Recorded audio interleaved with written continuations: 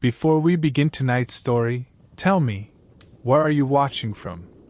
Somewhere quiet, beneath the stars. Or perhaps you're listening while the world sleeps.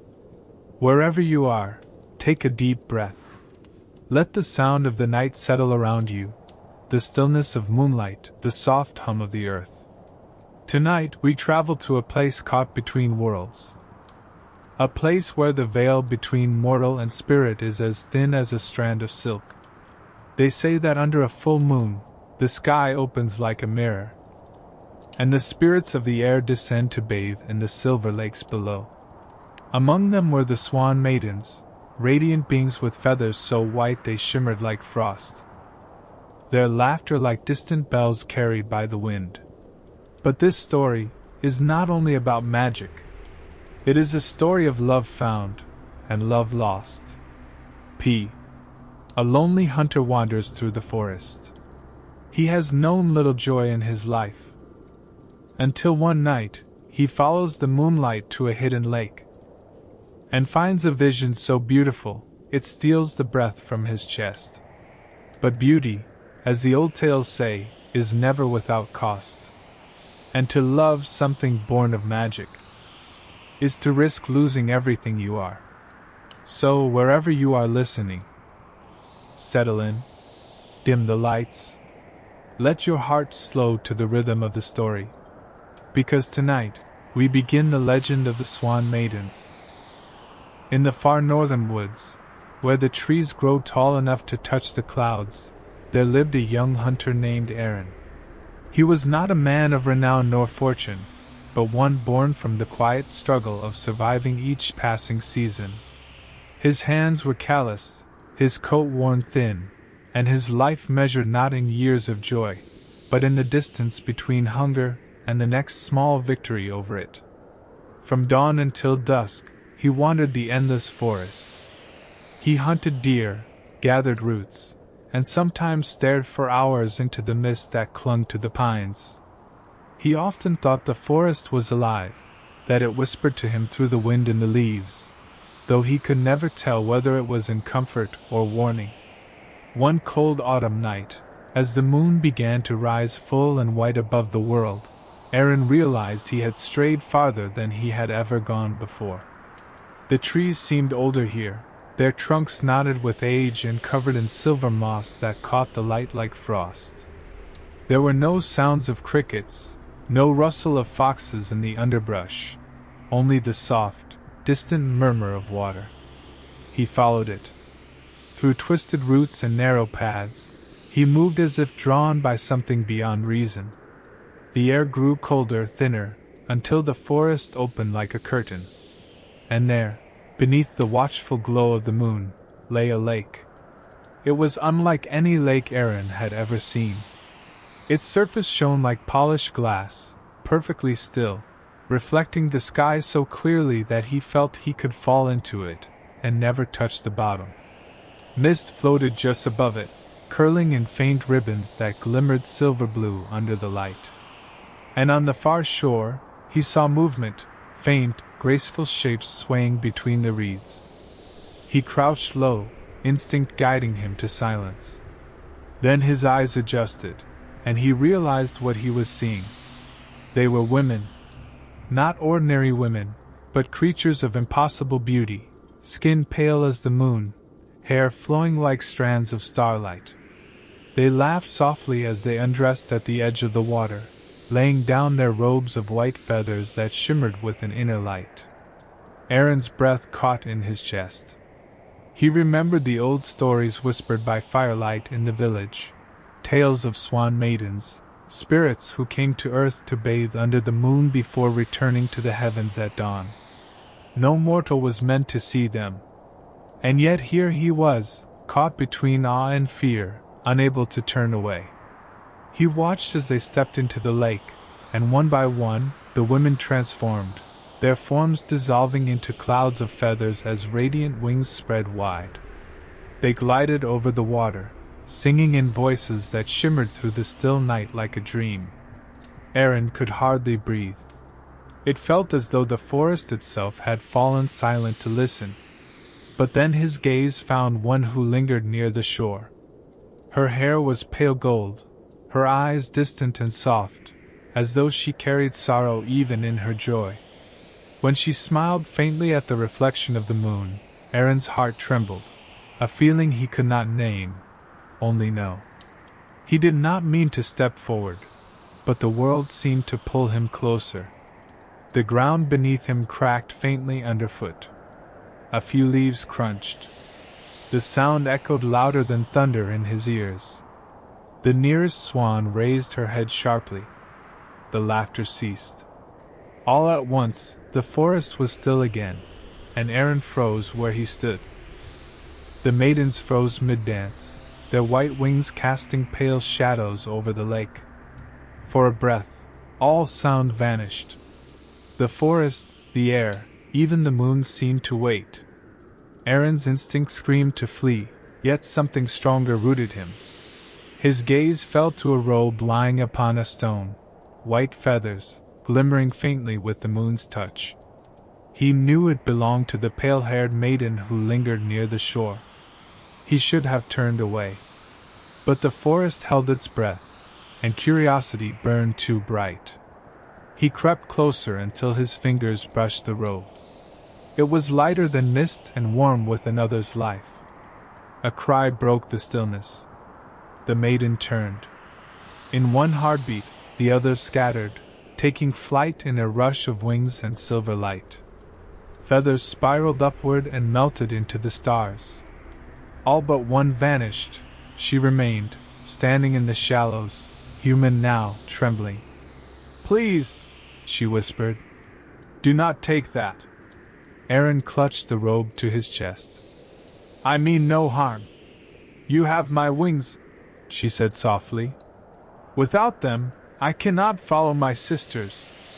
He looked down at the robe, at the magic of it, then back to her face. Her eyes held no fury, only quiet sorrow. "If I return it," he asked, "you will leave?" She nodded. "Yes." The answer fell between them like snow. Loneliness stirred within him, that same emptiness that followed him through the endless woods. "Then stay," he said. "Just for a little while." She hesitated, then answered, "Names are doors. Once opened, either side is the same. But if you must know mine, I am Lisa." Her name settled into him like a spark of warmth. "I'm Aaron." The lake shimmered between them, still and bright. Lisa stepped closer, the moonlight soft against her hair. When she shivered, Aaron slipped off his coat and offered it. "You're cold," he murmured. She wrapped it around her shoulders, the sleeves falling long. "If you keep the robe," she said, "I must remain until I can reclaim it. That is the rule between earth and sky." "Then stay," he said again, voice barely a breath. They walked together through the forest. The path glowed faintly under the moon. Neither spoke. The silence between them felt fragile, like glass. At his small cottage, Aaron built a fire. Lisa sat beside it, her hands open to the warmth, her eyes following the smoke. "You live alone?" she said. "I do," he replied. She nodded as though she understood too well. "The sky is no different. We each have our lonely corners." He handed her a bowl of broth, embarrassed by its plainness. She smiled faintly. "The first meal beneath another's roof is always a blessing." They spoke until the fire dimmed. Lisa told him a little of her world, winds that weave around the mountaintops, rivers shining like silver threads, laughter that drifts through clouds. Aaron listened, knowing every word might vanish with dawn. When at last he offered her his bed, he looked toward the pack where the robe lay hidden. "If I return it, you'll go," he said quietly. "That is the way," she answered. He hung the pack high upon a beam. "Then stay for one night. If morning calls you, I'll not stop you." Lisa studied him for a long moment. searching for cruelty she didn't find. One night, she said, as she settled to rest, Aaron lay by the fire, unable to sleep. He listened to her breathing, a sound softer than the night, and wondered if the forest would ever be the same. Near dawn, he thought he heard her whisper one word, "Door," and the morning seemed to wait, just beyond it. When morning came, the world was wrapped in silver mist. The first light broke through the trees, spilling soft gold over the clearing and painting the cottage roof in quiet warmth. Aaron woke to find Lisa standing at the doorway, the coat still wrapped around her shoulders, her gaze turned to the fading moon. She looked as though she belonged to that light, half dream, half dawn. "I should go," she said softly. "The sky will wonder where I've gone." Aaron sat up, heart tightening. "Will you return if I let you?" She turned, and for the first time, he saw a smile that wasn't born from sadness.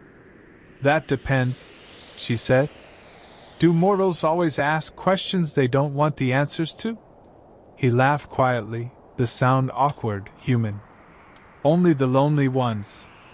For a moment, she said nothing. Then she took a step closer, the morning light catching in her hair like gold spun through air. "Keep the robe a little longer," she said. "The sky can wait." And with that, she walked out into the forest, her bare feet silent on the damp earth. That day became a pattern. Lisa stayed. She helped gather wood, fetched water from the stream, and learned to braid reeds into ropes. She spoke with the birds as if they were neighbors, and when the wind passed through the pines, it seemed to bend toward her in greeting. At night, she told stories that drifted between myth and memory. Of a bridge made of rainbows that only spirits could walk. Of stars that wept when mortals forgot their songs. And Aaron would listen, the firelight glowing on his face, as if he feared the world might vanish with her words. Seasons turned. Snow fell. The lake froze, and spring melted it again. Each year, Lisa grew quieter, as if the weight of her lost sky pressed harder against her shoulders. Yet she smiled more easily now, not with magic, but with warmth. Sometimes she would stand at the edge of the forest, eyes tracing the clouds that drifted across the heavens. "Do you miss it?" Aaron asked her once. "Yes," she said, "but not as much as I once did." And for a while, that answer was enough. One summer evening, when the moon rose full once more, a sound broke the stillness, the beating of wings. Aaron looked up to see 3 white figures descending through the twilight, their feathers glinting like frost. Lisa's expression changed, wonder then sorrow. "They've come," she whispered. The swans landed at the lake's edge, water rippling around them.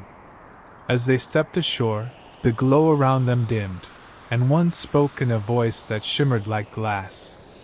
"Lisa of the Wind's Path," she said. "You have lingered too long. The sky calls you home." Lisa's hands trembled. "The world below still has hold of me." The eldest swan looked past her, toward Aaron standing among the trees. "A mortal's hold fades with time," she said. "But your light dims with every day you remain. The balance must be kept." Aaron felt the words like a knife. "She is free to choose," he said. The swans turned their cold, luminous eyes toward him.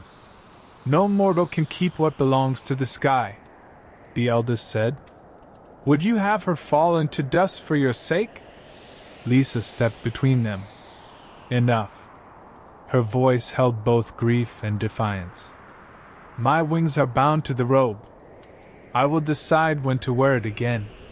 The 3 swans bowed their heads, sadness in their movements.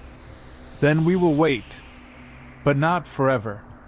They lifted into the air and vanished beyond the clouds, leaving the forest trembling in their wake.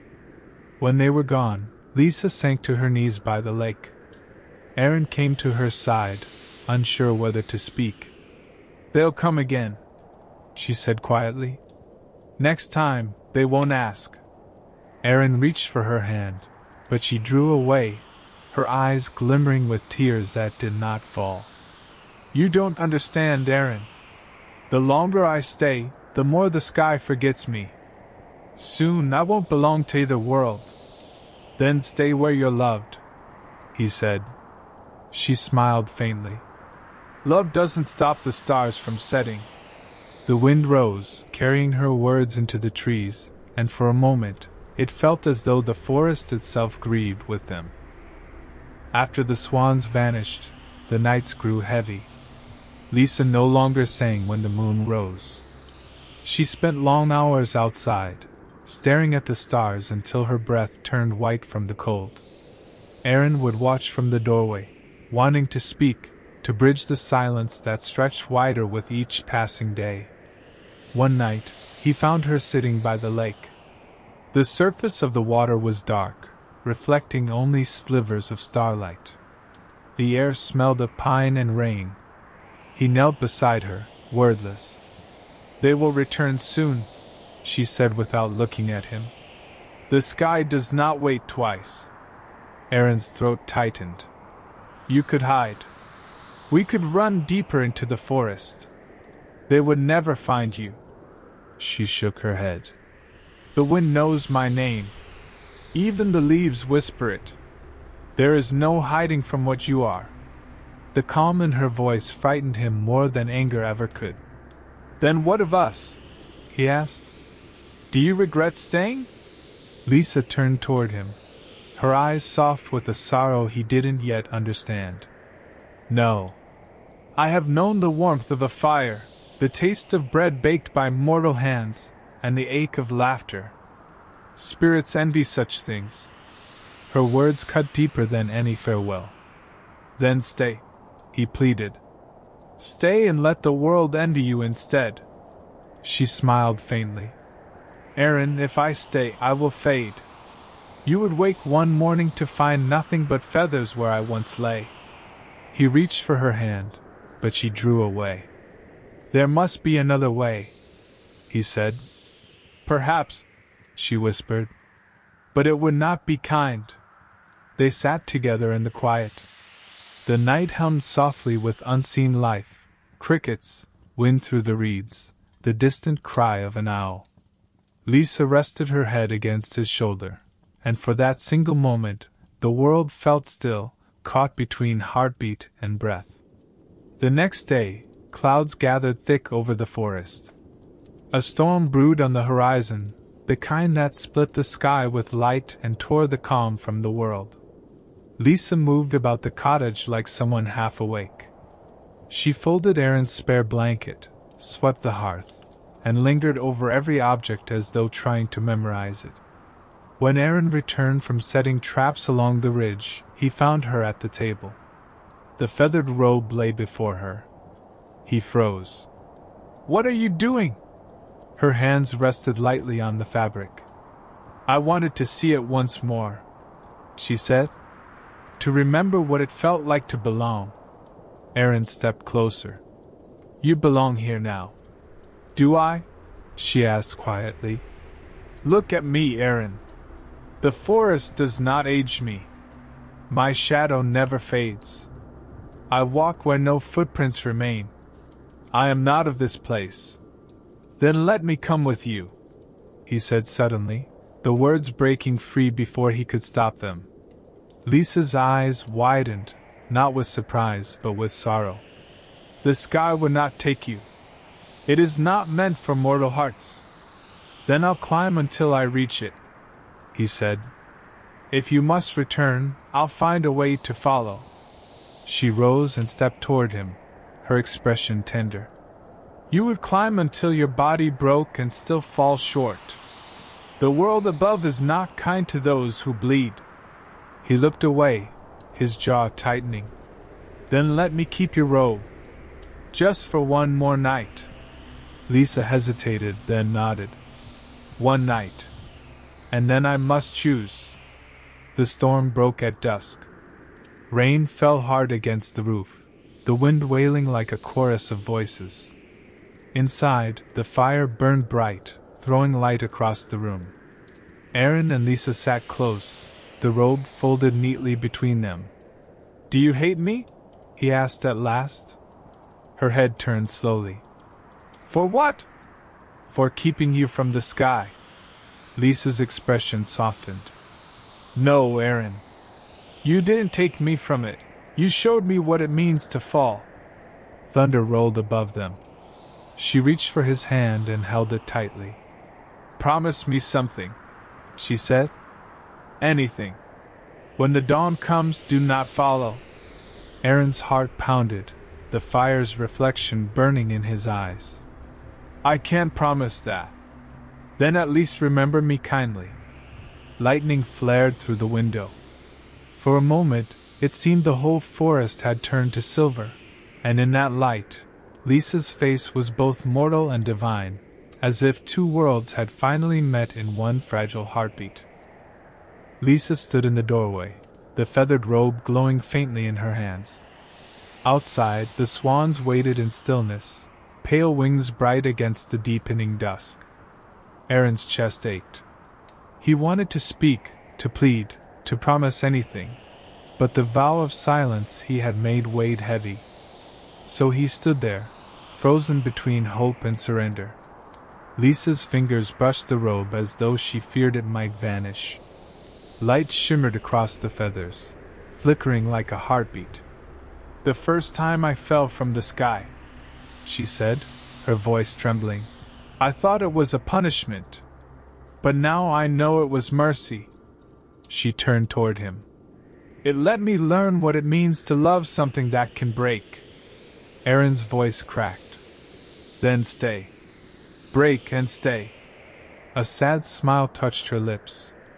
"If I stay, I'll fade. I'll forget the sky, and the wind will forget my name. You'll wake one morning and find only a shadow." He took a step closer, his voice rough. "Then I'll live with shadows." "Aaron," she whispered, "you were never meant to hold light." She lifted the robe to her shoulders. The feathers rippled as if alive, whispering softly. Around her, the air bent, shimmering like heat. Her feet rose slightly from the earth. "Don't," he said, barely more than breath. Lisa's eyes softened. "You gave me warmth. You gave me a name that meant something here. For that I thank you." The glow brightened, casting long silver lines across the floor. "Every world has its rules. And love," she paused, voice trembling. "Love is not stronger than them. Only braver." Aaron reached for her hand, but his fingers met light. She was already half air, half sky. "Lisa!" She smiled once more, serene now. "Remember me kindly, hunter." The wind lifted through the doorway, carrying the smell of rain and pine. Feathers spiraled upward, dissolving into streaks of light. The cottage dimmed. When the glow faded, Aaron stood alone. Only a single white feather remained on the floor, warm to the touch. He knelt, closing his hand around it. The silence was complete, until a faint whisper brushed his ear, lighter than breath. "Door." He lifted his head, and outside the clouds broke. A trail of light curved across the sky, fading westward until it vanished into dawn. The forest was never the same after she left. The air still moved through the trees, the river still hummed its low song, but to Aaron, every sound carried an echo of what once had been. Days passed like smoke. He rose at dawn, gathered wood, mended traps, and walked paths that no longer led anywhere. The silence in his cottage was not empty. It was full of memory. On the table, the single white feather rested in a wooden bowl. It never dulled, never gathered dust. When sunlight touched it, it shimmered faintly, like breath caught in crystal. Aaron often found himself staring at it for long stretches, afraid that if he blinked, it too would vanish. The villagers noticed the change in him. They spoke of the hunter who wandered farther into the woods each day, who sometimes looked to the sky and smiled at nothing. Some said he had gone mad. Others whispered that he had seen the old spirits and lived. Aaron didn't care. He carried on with quiet steadiness, moving through the seasons like a man walking through glass. But on nights when the moon was full, he would walk to the lake, the same lake where he first saw her, and sit for hours. The surface was still, reflecting both the stars above and the darkness beneath. He would talk then, not expecting an answer. "Do you still see me from there?" he would ask. "Does the wind still know my name?" The forest gave no reply, only the rustle of branches and the hush of water against stone. One winter night, as frost glazed the windows and the fire burned low, Aaron heard a sound, a faint knock at his door. He thought at first it was the wind, but the knock came again, slow and deliberate. When he opened the door, a woman stood there, cloaked in white fur. Her face was hidden, her breath rising in soft clouds. "Traveler," he said cautiously, "the storm's near. Come in before it finds you." She stepped across the threshold, her movements graceful, quiet. Snow melted from her cloak, pooling on the floor. When she lowered her hood, Aaron's breath caught. It wasn't Lisa. But her eyes, those same sky-colored eyes, looked at him with a strange, knowing calm. "You are Aaron," she said, voice gentle. "The hunter who once touched the wind." He frowned. "Who are you?" "I am of the same sky," she answered. "The one who remembers her." Aaron's heart tightened. "Lisa?" The woman smiled faintly. "She still exists. But not as she was. The sky changed her name, as it changes all who return. Yet even among the stars, she remembers the lake. She remembers you." He stepped closer, almost afraid to breathe. "Then why send you? She cannot cross the veil again. But she asked me to bring this." The stranger reached into her cloak and withdrew something wrapped in silver cloth. She placed it on the table beside the feather. When Aaron unwrapped it, he found a small vial filled with pale light, like moon water, alive and trembling. "She said this is the memory of her last tear," the woman said softly. "If you keep it, you will never forget her. If you open it, you will see her once more, but only once." Aaron stared at the vial. The glow pulsed gently, casting silver reflections across the walls. He swallowed hard. "And after?" "After," the woman said, "it will fade, as all things must." She stepped back toward the door. "The choice is yours, hunter. Memory or farewell." And before he could speak, she was gone, disappearing into the falling snow as if she had never been there at all. Aaron stood in the doorway long after, watching the flakes drift down through the moonlight. Behind him, the feather and the vial glowed faintly side by side, the past and its echo, waiting for him to decide. Aaron sat by the fire long after the storm passed. The vial rested on the table, glowing softly beside the feather. Its light pulsed like a heartbeat, steady and patient. He turned it over in his hands. The liquid shimmered as though it contained the moon itself. He thought of the woman's words, memory or farewell. The choice burned through him. To see her again, even for a moment, or to keep the memory alive without breaking it. To touch what was gone, or to let it rest. He rose and crossed to the window. Outside, snow blanketed the forest, glowing blue beneath the night. The lake was frozen now, hidden beneath ice and mist. Yet even covered, it reflected the moon, as if waiting for something. "She wanted you to live," he whispered. But how can I, when every breath still calls her name? His reflection stared back from the glass, older, worn, the lines of years carved deep. He had spent so long learning to survive, to endure. But love, he thought, was never about endurance. It was about surrender. He set the feather beside the vial. The two lights mingled, gold and white, earth and sky.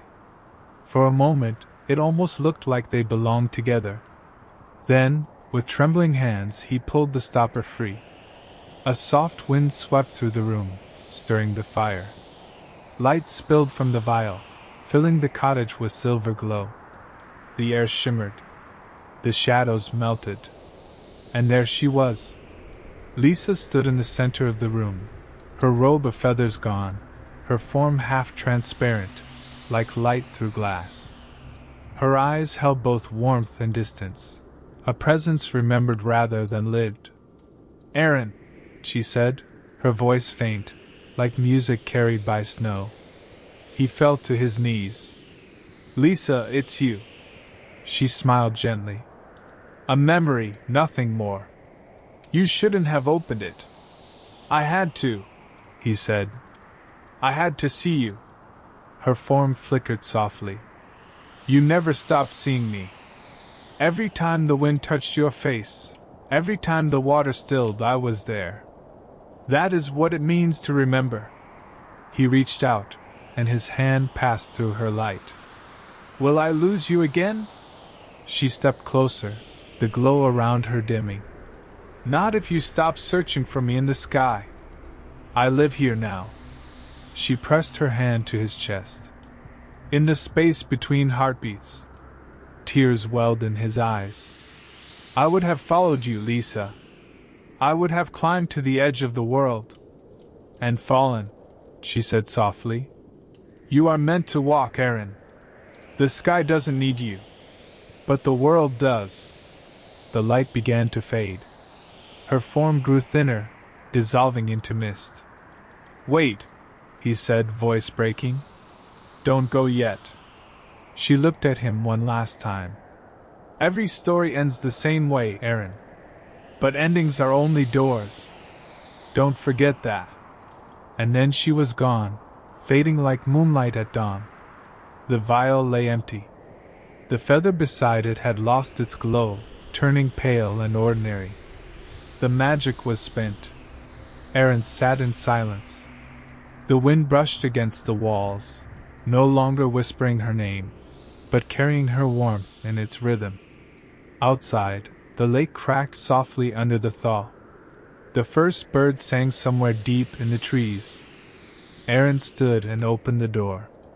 Cold air swept through the cottage, fresh and clear. He breathed it in and stepped outside. He walked toward the lake as the first light of morning touched the water, melting the frost into ripples of gold. For the first time in years he didn't look up. He looked forward. And when the breeze passed by, gentle and familiar, he smiled. Years passed. Seasons folded over the land like pages turning in a slow-read book. The lake changed its colors, silver in winter, blue in spring, green in the long, warm months of summer. Yet the water always carried a calm, mirror-like glow, as if the memory of that night had soaked into its depths and stayed. Aaron grew older, though time was kind to him. He no longer hunted as often. His bow hung above the hearth, its string loosened, its purpose complete. Most days he carved wood or tended the small garden by the edge of the forest. And every evening, when the sun slid behind the trees, he walked to the lake. He never spoke her name aloud anymore, but the wind always greeted him, a soft brush against his cheek, a whisper through the reeds. Sometimes he thought he heard laughter drifting over the water, faint and bright, as if the sky were telling a story only he could understand. In the village, children whispered about him, the old hunter who spoke to the wind and never seemed to age. Their parents would smile and say, "He was once loved by something not of this world." But Aaron never corrected them. He had no need to. One twilight, when the horizon glowed the color of amber glass, Aaron brought the feather to the shore. It had lost its shine years ago, but it still felt warm in his hand. He set it gently on the surface of the water. The current carried it outward, slow and steady, until it drifted beyond the ripples. For a long moment, nothing happened. Then, as the moon rose, a thin shimmer spread across the lake, faint, almost invisible, like breath on glass. A whisper brushed his ear. "Door." The word came not as farewell, but as recognition, a circle closing. The wind lifted, curling through the trees, and in that soft current he felt no sorrow, only peace. He looked toward the stars. One shone brighter than the rest, low over the tree-line. It pulsed gently, like a heartbeat, a single note in the sky's long song. "Thank you," he said quietly, his voice steady, "for the nights and the mornings after." By the time the dawn came, the feather had vanished. The lake was still. The first birds sang. And in the hush between their songs, the forest exhaled, as if remembering a love brave enough to bridge earth and sky. That was the story of Aaron and Lisa, the hunter and the swan spirit, a tale whispered by wind and water, passed down from firelight to firelight. No one knows if it truly happened. But on certain nights, when the moon hangs full over the lake, the surface still gleams with faint silver wings. And if you listen closely, the forest seems to breathe a single word. Not of endings, but of beginnings. Door. And so ends the tale of the hunter and the swan spirit. A story of love that crossed the boundaries of earth and sky. Of a man who learned that letting go can be its own kind of devotion. Even when their world faded, the memory endured. A whisper in the trees, a shimmer on the water, a promise that what is lost in one life may find its way in another. Stories like these remind us that even in silence, love leaves its mark. That every ending is only a doorway. If you enjoyed this legend, leave a light in the comments for those still wandering through the stories of old. And if you wish to journey deeper into the world of myth and moonlight, subscribe and join us again beneath the quiet stars.